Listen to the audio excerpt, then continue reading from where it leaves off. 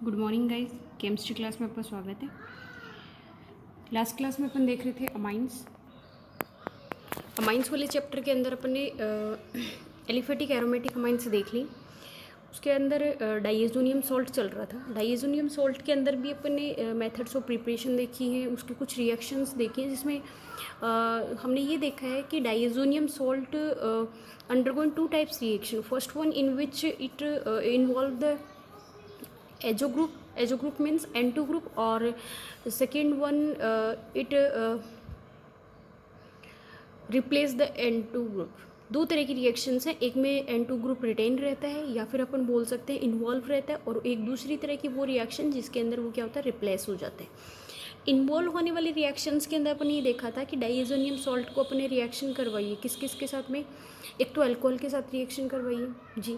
Alcohol के साथ reaction करवाने से क्या मिला है, वाटर मिला है। दूसरी अपन ने करवाई है फास्फोरस एसिड के साथ करवाई थी, या HNO2 करवा दो, नाइट्रस एसिड के साथ करवा दो, दोनों ही कंडीशन में हाइड्रोजन मिल रहा था। तीसरा अपने हाइड्रोलिसिस करवाया था तो OH ग्रुप अपन को मिला था, जिससे अपन के अपने पास में जो कंपाउंड था वो रिस्पेक्टिव अल्कोहल में कन्वर्ट हो जाएगा। तो कंपाउंड क्या था, डाइएजोनियम सॉल्ट प्रेजेंट था, तो डाइएजोनियम सॉल्ट एरोमेटिक अल्कोहल के अंदर कन्वर्ट हो जाएगा, जिसको अपन बोलते हैं फिनोल बन रहा है। ये वो सारी रिएक्शंस थी जिसके अंदर क्या होता है, N2 ग्रुप जो था, है ना, ये वो सारी रिएक्शंस थी जिसके अंदर N2 ग्रुप जो होता है वो क्या होता है, रिप्लेस हो जाता है, निकल जाता है, बाहर निकल जाता है। इसी सीक्वेंस में अपन जो नेक्स्ट रिएक्शन देख रहे हैं वो है सैंडमेयर्स रिएक्शन। कल मैंने टॉपिक इसी पॉइंट पे ड्रॉप किया था, ध्यान से देखिए इसको। देखो सैंडमेयर्स रिएक्शन क्या है, पूछा जाता है। सबसे पहली स्टेप तो आपको ये याद रखनी है कि सैंडमेयर रिएक्शन जो होगी, आपको कभी नहीं पूछेंगे कि इसका मैकेनिज्म क्या है। First of all you have to understand that Sandmeyer's reaction takes place by free radical mechanism कि दूसरी बात ये होती है कि जितनी भी रिएक्शंस फ्री रेडिकल मैकेनिज्म से प्रोसीड होती है, फ्री रेडिकल का कोई भी डेफिनेट फिनोमिना नहीं होता है, ठीक है ना, डेफिनेट फिनोमिना नहीं होता है। इसलिए क्या होती है, इस रिएक्शंस के अंदर वेरियस टाइप ऑफ मिक्सचर अपन को मिलता है। बहुत सारे जो प्रोडक्ट्स होते हैं उनका मिक्सचर मिलता है, काफ़ी टाइप की रिएक्शंस होने की वजह से।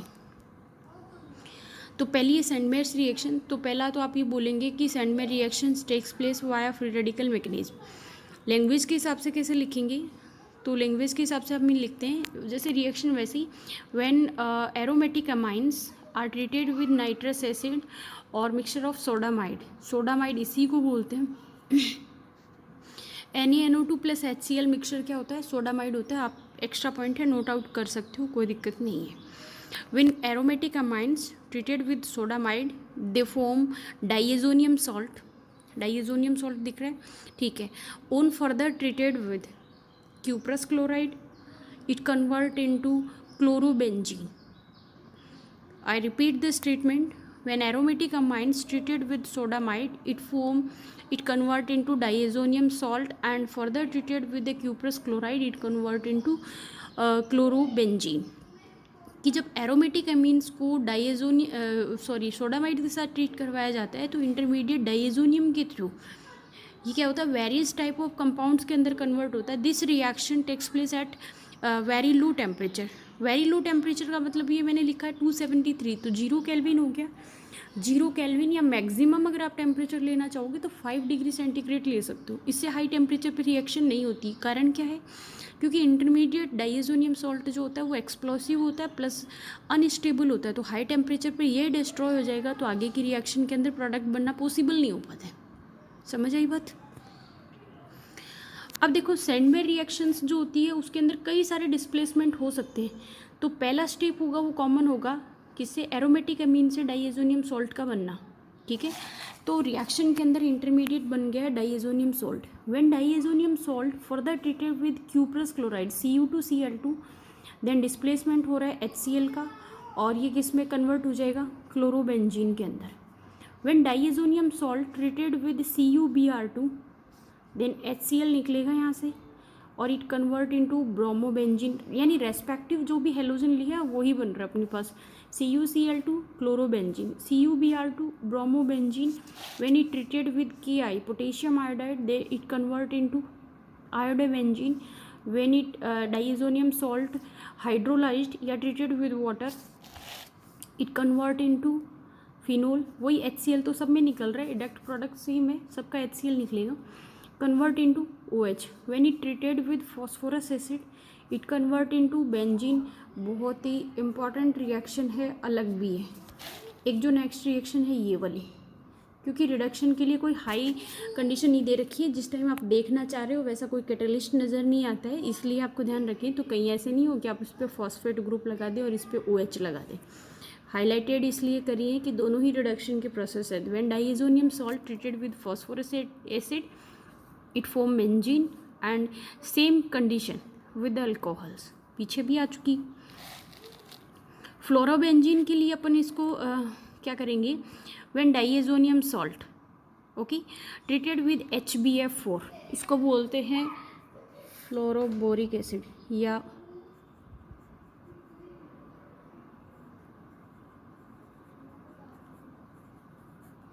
और ये जो रिएक्शन होती है इसको अपन बोलते हैं BOLZSCHMANN, बोल्ज-सिमन्स रिएक्शन। ठीक है, बोल्ज-सिमन्स रिएक्शन क्या है, when diazonium salt treated with fluoroboric acid it convert into fluorobenzene, this reaction is known as Balz Schiemann reaction. Okay, name reaction important होती है। नेक्स्ट जो है वो है reaction with cuprous cyanide CuCN। तो इस बार जो सब्सटीट्यूएंट बनेगा वो किसका बनेगा, CN। तो इस बार क्या बनेगा, बेंजीन नाइट्राइल बोल सकते हो या साइनोबेंजीन बोल सकते हो। इस रिएक्शन को देखो आगे करने के लिए आपके पास रिएक्शन पूछी जाती है, आपको दिया हुआ मिलेगा बेंजीन डाइएजोनियम क्लोराइड, ठीक है, CuCN क्वेश्चन मार्क, ठीक है, अगेन H2O और देन क्वेश्चन मार्क। तो आपको कंप्लीट करना होगा कि when benzene diazonium chloride treated with CuCN it convert into cyanobenzene और further hydrolysis is convert into carboxylic acid. Very important turning point है यहाँ पे, आपको ध्यान रखना है कि हाइड्रोलिसिस पूछा है तो आपको प्रोडक्ट कहाँ ले जा करके छोड़ना है। सो कि I repeat the statement, firstly benzene diazonium chloride treated with CuCN cuprous cyanide it convert into cyanobenzene या बेंजीन नाइट्राइल बोल सकते हो। On further hydrolysis it's convert into carboxylic acid. Benzene है तो बेंजोइक एसिड हो जाएगा, अदर कोई लिया होता तो अदर कार्बोक्सिलिक एसिड हो जाता है। साइनो कंपाउंड्स कंप्लीट हाइड्रोलिसिस से किस में कन्वर्ट होते हैं, कार्बोक्सिलिक एसिड में कन्वर्ट होते हैं। तो ध्यान रखना रिएक्शन में फर्दर ट्रीट करवाने से आपको फाइनल प्रोडक्ट क्या लिखना है। ओके, नेक्स्ट देखो, व्हेन बेंजीन डाइएजोनियम क्लोराइड, यहीं से ना ओरिजिन पॉइंट स्टार्टिंग ये है, ठीक है। Then diazonium chloride, diazonium chloride को फर्दर ट्रीट करवाएंगे किसके साथ, KSH potassium thio alcohol. Potassium thio alcohol के साथ रिएक्शन करवाने पर सब्सटीट्यूएंट क्या बनेगा, थायो अल्कोहल ही बनेगा, जिसको थायोल भी बोल सकते हो आप, डेरिवेटिव इसका नेम है थायो अल्कोहल, ठीक है। नेक्स्ट जो है वो है HNO2 या फिर Cu2O के साथ रिएक्शन करवाते हो तो HNO2 के साथ रिएक्शन करवाने की कंडीशन में नाइट्रोबेंजीन बनता है। एक कंडीशन देखो बीच में मैंने छोड़ दी, आपने गौर नहीं किया इसका, बोल्ज-सिमन्स जो रिएक्शन होती है उसके अंदर फ्लोरोबेंजीन बना है। फ्लोरोबेंजीन काफ़ी अनस्टेबल होता है, इसलिए इसको आगे ट्रीट करवाना पड़ता है किसके साथ में, NaNO2 सोडियम नाइट्राइट के साथ में रिएक्शन करवानी होती है। देन ये किस में कन्वर्ट हो जाएगा, नाइट्रोबेंजीन में कन्वर्ट हो जाएगा। मैंने लिख तो दिया था लेकिन आप लोगों के आगे ये नहीं था, इसलिए मैंने इसको ड्रॉप आउट कर दिया यहाँ से, ठीक है। तो आपको बोल्ज-सिमन्स रिएक्शन में ये स्टेप नहीं लेना है, क्योंकि ये स्टेप तो तब काम में लेते हैं जब आपको क्या बनाना हो, नाइट्रोबेंजीन बनाना हो। बोल्ज-सिमन्स रिएक्शन HBF4 फ्लोरोबेंजीन अनस्टेबल होता है, स्टेबिलिटी देने के लिए फर्दर ट्रीट करवाया जाता है NaNO2 के साथ में, इसलिए ये नाइट्रोबेंजीन में कन्वर्ट हो जाते हैं, ठीक है। पूरी सैंडवेयर रिएक्शन को एक साथ रिपीट करती हूँ मैं, आप लोग इसको गौर से देखते जाएंगे। सैंडवेयर रिएक्शन, व्हेन एरोमेटिक अमाइंस या aniline treated with sodamide it convert into benzene diazonium chloride. When it further treated with the various compound, it gives substituted product according to the attacking species. Intermediate diazonium chloride है तो बीच से मैंने reaction को उठाया है। Next मैंने बोला है CuCl2 chlorobenzene, CuBr2 bromobenzene, potassium iodide, then iodobenzene, HBF4, then fluorobenzene, water, then क्या बनाएंगे, फिनोल, फॉस्फोरस एसिड, देन बनाएंगे बेंजीन, याद रखनी है। अल्कोहल, देन क्या बनाएंगे, benzene, next CuCN cyanobenzene, KSH, then thiobenzene, है ना, थायो अल्कोहल या थायोल बोल सकते हो, HNO2, देन नाइट्रो। इसको आगे ध्यान रखना है इस बात को, ठीक है। पहले अपन देख चुके हैं, बार बार इसमें वो नहीं करेंगे। नेक्स्ट जो रिएक्शन है बेटा, ये है गाटरमान्स रिएक्शन। आप लोगों के दो रिएक्शन है, गाटरमान और गाटरमान कोच एल्डिहाइड रिएक्शन। जब दूसरी रिएक्शन आएगी तो मैं कंपैरेटिवली बताऊंगी। आज सिर्फ इसी रिएक्शन को देखेंगे हम, गाटरमान्स रिएक्शन। बहुत माइनर सा फ़र्क है सैंडमेयर रिएक्शन में और गाटरमान रिएक्शन में। पहले तो गाटरमान देखते हैं क्या होती है, बाद में बताऊंगी मैं माइनर डिफरेंस कहाँ पे है। पहले मैं आपको ये बता दूं कि जो पहला स्टेटमेंट था मेरा सैंडमेयर रिएक्शन के लिए, मैंने पहली लाइन ये बोली थी, Sandmeyer reaction takes place via free radical mechanism. You got this. इसके लिए मैं पहला स्टेटमेंट बोल रही हूँ गाटरमान रिएक्शन के लिए, Gattermann reaction takes place by nucleophilic substitution reaction. इसका मतलब किससे हो रही है, आयनिक मेथड से हो रही है। आपको हमेशा इस चीज़ को नोटिस करना है, आयनिक रिएक्शंस बेटर होती हैं, बेटर नहीं बेस्ट भी बोलो तो कोई दिक्कत नहीं है। बेस्ट होती है किसकी कंपैरिजन में, फ्री रेडिकल में। क्यों? क्योंकि फ्री रेडिकल में तो पता ही नहीं चलता किस मैकेनिज्म से रिएक्शन प्रोसीड हो रही है, सिर्फ एक यूँ पता चल रहा है कुछ केमिकल चेंजेस हो रहे हैं, बाकी उसका कोई डायरेक्शन नहीं होता है। तो गाटरमान रिएक्शन बेस्ड है किसके कंपैरिजन में, सैंडमेयर रिएक्शन के कंपैरिजन में। तो ये पूछा जाता है why the Gattermann reactions product is more purify या more pure than Sandmeyer reaction, या फिर यूँ पूछ लेते हैं why the Gattermann reaction is best than the Sandmeyer reaction. तो आपको ये लिखना है, Sandmeyer reaction takes place via free radical mechanism in which we obtain the various mixture of various compounds, while in Gaterman reaction takes place via nucleophilic substitution reaction, so we obtain the particular product। कि इसके अंदर अपन को particular product मिलता है और इसके अंदर क्या मिलता है, वेरियस टाइप मिक्सचर मिलता है। रिएक्शन करवाते क्यों है, पर्टिकुलर प्रोडक्ट गेन करने के लिए करवाते हैं। तो जिसमें पर्टिकुलर प्रोडक्ट मिल रहा है वो रिएक्शन ऑब्वियसली बेस्ट होगी। तो लिखने में जो बात आ रही है वो कौन सी है, Gattermann's reaction takes place via nucleophilic substitution reaction, while Sandmeyer reaction takes place via free radical mechanism, so the yield of product will be based in Gaterman's reaction, so it is used wildly than the Sandmeyer reaction। ये बात आएगी लिखने में, ठीक है। अब देखो क्या है, when diazonium chloride is heated with the copper powder and corresponding halogen acid, then respective halo compounds are formed and this reaction is known as Gaterman's reaction। क्या लिखा है वो सुनो। उसमें अपन ने रिएक्शन करवाई थी, जैसे इसमें रिएक्शन करवाई थी CuCl2 CuBr2 इस तरीके से। तो यहाँ पे जो क्यूप्रस रिएक्शन करवाई है, cuprous chloride, cuprous bromide, cuprous cyanide, इस तरीके से ऐसा कंपाउंड नहीं लेना आपको। रिएक्शन डाइएजोनियम सॉल्ट तक की तो कॉमन है, डाइएजोनियम सॉल्ट के बाद में रिएक्शन आपको सिंगल मेटल के साथ करवानी है, और मेटल कौन सी काम में लेनी है, कॉपर। समझ आया फ़र्क? वहाँ पे CuCl2 था, या फिर सिर्फ Cu है। उसके साथ में आपने मिक्सचर किसका लिया है, HCl का मिक्सचर लिया है, ठीक है, Cu प्लस HCl। तो कॉपर के साथ में HCl लिया है, तो आपके पास क्या बना है, क्लोरोबेंजीन। तो कॉपर के साथ में अगर आपने HCl लिया है देन तो प्रोडक्ट क्या बन जाएगा, क्लोरोबेंजीन। सेकेंड वाली रिएक्शन में Cu प्लस HBr, इस बार प्रोडक्ट क्या बनेगा, ब्रोमोबेंजीन। तीसरी बार Cu प्लस Ki लिया है, कॉपर और ऐड करना बेटा, Cu प्लस Ki लिया है, देन प्रोडक्ट क्या बनेगा, आयोडीन। बाकी कंडीशन भी ये सारी फॉलो कर सकते हो, ठीक है, पर यहाँ पे लिखना क्या पड़ेगा, Cu मेटल।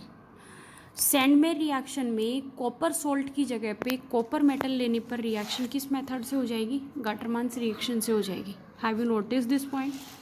फ़र्क क्या है, बेस्ट किए हुए अपन देख चुके हैं इस चीज़ को, ठीक है। होप्स आपको समझ आई होगी ये बात। अब देखो, ये वो रिएक्शंस थी जिनके अंदर किसी भी प्रोडक्ट के अंदर N2 ग्रुप इंक्लूड नहीं है, N2 सब के अंदर रिमूव हो रहे हैं। तो we have seen the all reactions in which the displacement of azo group take place. Now the reaction involving the retention of diazo group.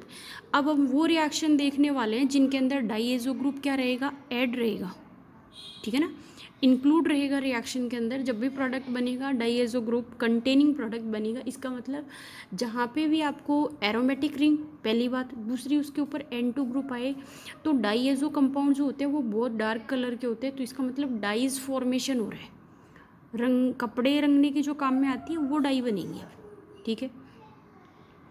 अब देखो, benzene diazonium salt treated with the highly reactive, इसका मतलब ये होता है कि benzene डाइएज़ोनियम chloride में N2 पे पॉजिटिव चार्ज है, N2 पे पॉजिटिव चार्ज है, इसका मतलब बेंजीन रिंग जो है वो इलेक्ट्रॉन की डेफिशिएंसी वाली है, मतलब इलेक्ट्रॉन्स की कमी है उसके ऊपर, तो उसको किसकी तलाश रहेगी, ऐसा कोई कंपाउंड आए जो इलेक्ट्रॉन क्या हो, रिच हो। तो when diazonium chloride treated with electron rich compound, कोई दिक्कत नहीं है, ये वर्ड काम मिलोगे तो भी, लाइक फिनोल हो सकता है और एनिलीन भी हो सकता है बेटा, ठीक है ना। एनिलीन पे भी क्या होता है, benzene ring, NH2 group, NH2 group पे क्या होता है, लोन पेयर। फिनोल में भी क्या होता है, बेंजीन रिंग, OH, ऑक्सीजन पे कितने होते हैं, 2 लोन पेयर होते हैं, दोनों ही कैसे इलेक्ट्रॉन रिच कंपाउंड है, दे फॉर्म एजो कंपाउंड्स। और एजो कंपाउंड्स की स्ट्रक्चर क्या होती है, AR का मतलब benzene ring, N double bond N again AR, इसका मतलब डाई एजो कंपाउंड्स बन रहे हैं जिसके अंदर दोनों एरोमेटिक रिंग आपस में फ्यूज़ हैं, पर उस फ्यूज़ होने की सिचुएशन में N2 ग्रुप क्या है, मेंटेन है इसका, ठीक है ना, वो निकल नहीं रहा है। फिनोल गिव्स, अब देखो इस रिएक्शन के लिए आपको एक पॉइंट याद रखना है कि ये रिएक्शन जो होती है ना उसको अपन बोलते हैं कपलिंग रिएक्शन। क्या बोलते हैं, कपलिंग रिएक्शन। कपलिंग का मतलब है दो डाइएज़ोनियम सॉल्ट आपस के अंदर कपल बनाएंगे और एजिटीज जुड़ जाएंगे जिसमें Cl मोलिक्यूल निकल जाएगा, बाकी के ऐड हो जाएंगे। तो अगर आप फिनोल ले रहे हो तो फिनोल किस नेचर का होता है, एसिडिक, तो रिएक्शन करवानी है आपको बेसिक मीडियम में। दूसरा ले रहे हो आप एनिलीन, तो एनिलीन किस नेचर का होता है, बेसिक, तो रिएक्शन करवानी है आपको एसिडिक मीडियम में, ठीक है ना। बेंजीन डाइएज़ोनियम क्लोराइड सॉल्ट, जब इसकी कपलिंग रिएक्शन देख रहे हो तो देखो कपलिंग रिएक्शन के अंदर क्या देखेंगे, फिनोल को रिएक्शन करवा रहे हो तो लेनी है आपको बेसिक मीडिया, और बेस यानी एमाइन को रिएक्शन करवा रहे हो तो लेनी है एसिडिक मीडिया। ये बात ध्यान रखनी है, कैसे करवानी है एसिडिक बेसिक, बेसिक एसिडिक, वो देखो diazonium salt, diazonium salt treated with phenol, phenol कैसा है, एसिडिक, पीएच कैसी लेनी है, बेस वाली, ठीक है। जब रिएक्शन करवाओगे तो यहाँ से तो क्या आएगा H और यहाँ से क्या आएगा Cl, क्या रिमूव हो जाएगा इस रिएक्शन में, HCl, ठीक है। HCl रिमूव होने के बाद में बेंजीन रिंग, दो कंपाउंड, ये अपना बॉन्ड शेयर करेगा इसके साथ में, तो benzene ring nitrogen, triple bond double में कन्वर्ट हो गया, फिनोल ग्रुप एजिटीज जुड़ गया। तो इस रिएक्शन के अंदर एजो ग्रुप जो है वो क्या रहा है, मेंटेन रहा है, इसको बोलते हैं अपन डाइएज़ो बेंजीन, और इस बेंजीन की पैरा पोजीशन पे क्या है, फिनोल ग्रुप, तो पैरा हाइड्रोक्सी एजो बेंजीन, जो ऑरेंज कलर की डाई होती है, ये पहले भी देख चुके हैं कि जिनके अंदर डाइएज़ो ग्रुप मेंटेन रहेगा वो डाइज की तरह फॉर्म करेंगे या डाइज की तरह फंक्शन करेंगे। सेकंड जो है डाइएज़ोनियम क्लोराइड को ट्रीट करवाएंगे हम किसके साथ में, एनिलीन के साथ। तो देखो एनिलीन किस नेचर का होता है, बेसिक नेचर का होता है, और इसको ट्रीट किसके साथ करवाना है, एसिडिक मीडियम में करवाना है। तो पीएच कितनी ले ली है, 4.5 पीएच ले लिया अपन ने। सिमिलरली यहाँ पे भी H और Cl यहाँ से रिप्लेस हो जाएंगे, और ये ग्रुप किसके साथ, NH2, बीच के अंदर ग्रुप मेंटेन है। तो पैरा पोजीशन पे इस बार ग्रुप कौन सा है, अमीनो, पैरा अमीनो एजोबेंजीन, ये कैसे कलर की डाई है, येलो कलर की डाई है।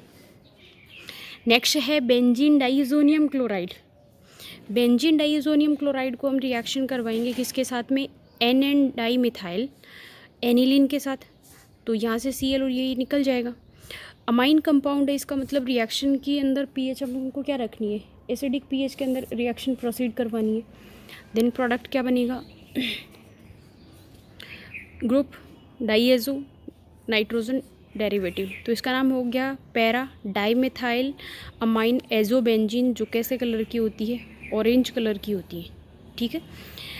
अब देखो नेक्स्ट जो रिएक्शन है वो है बाइफिनाइल सिंथेसिस, ऐसी रिएक्शन जिसके अंदर क्या होती है, बाइफेनिल कंपाउंड्स का फॉर्मेशन होता है। बाइफेनाइल कंपाउंड्स का फॉर्मेशन के लिए अपन क्या करते हैं, डाइएज़ोनियम सॉल्ट के 2 मोल्स लेते हैं, दोनों मोल्स को कॉपर या फिर एथेनॉलिक सोल्यूशन के अंदर लेते हैं, देन क्या बनेगा, बाइफेनिल कंपाउंड बनता है। सिर्फ रिएक्शन इतनी लेनी है, आपको ये पूछेगा कि बाइफेनिल सिंथेसिस किससे करना है, when diazonium chloride treated in presence of copper metal in alcoholic solution it form biphenyl compound.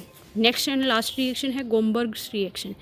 देखो गोमबर्ग रिएक्शन में क्या है, गोमबर्ग रिएक्शन में और ये जो रिएक्शन थी कपलिंग रिएक्शन, इसको बेटा कपलिंग रिएक्शन बोलते हैं, ध्यान रखना आप लोग ये बात है ना। कपलिंग रिएक्शन में और गोमबर्ग रिएक्शन में फ़र्क क्या है। कपलिंग रिएक्शन के अंदर डाइएजोनियम सोल्ट रिएक्शन करेगा उस बेंजीन डेरिवेटिव के साथ में जिस पे इलेक्ट्रॉन डोनर ग्रुप प्रेजेंट हो, जबकि गोमबर्ग रिएक्शन में ये रिएक्शन करेगा सिर्फ और सिर्फ बेंजीन के साथ में। मीडियम उसमें एसिडिक बेसिक हो सकता है, इसमें पर्टिकुलर मीडियम कौन सा है, बेसिक, और बाइफेनिल कंपाउंड्स का फॉर्मेशन होगा। गोमबर्ग रिएक्शन में बेंजीन के साथ ट्रीट करता है बेसिक मीडियम में, और बाइफेनिल कंपाउंड्स का फॉर्मेशन होता है। डाइएजोनियम क्लोराइड जो है वो अपना कंप्लीट हो चुका है। नेक्स्ट जो टॉपिक आएगा साइनाइड एंड आइसोसाइनाइड आएगा। नेक्स्ट जो भी क्लास आती है अपने उसके अंदर अपन इसको रीड करेंगे। इतना जो टॉपिक पढ़ा है मैंने, ऑर्गेनिक का सबसे इंपॉर्टेंट चैप्टर चल रहा है बेटा, द एंड की तरफ ही चल रहा है। 1 या 2 लेक्चर के अंदर चैप्टर फिनिश हो जाएगा। तो आप होप्स आप इनके नोट्स बनाते जा रहे होंगे और साथ साथ इसको पढ़ते जाएं। टाइम बहुत कम है आप लोगों के पास में। और पहली बात मैं ये कन्फ्यूज़न दूर कर दूँ, काफ़ी बच्चों के दिमाग में ये बात आती रह रही है कि सिलेबस कम हो गया। नहीं, सिलेबस कम होने में फंडामेंटल चैप्टर्स नहीं आते, इसलिए मैंने लोकल जो चैप्टर्स हैं उनको ड्रॉप आउट किया एक बार के लिए, और जो बेसिक चैप्टर उन्हीं को रीड किया। ऐसा चैप्टर कभी रिमूव नहीं हो सकते, समझ रहे हो कि ये जो चैप्टर्स हैं वो यूँ मान लो कि मेन जो चैप्टर्स आते हैं उन्हीं के अंदर इंक्लूड होते हैं। तो बाकी जो थ्योरेटिकल चैप्टर्स हैं उनको मैंने एक बार के लिए इसीलिए ड्रॉप किया है कि बाद में देखेंगे। एक बार आप बेसिक चैप्टर देखते जाओ। Thanks, have a nice day बेटा।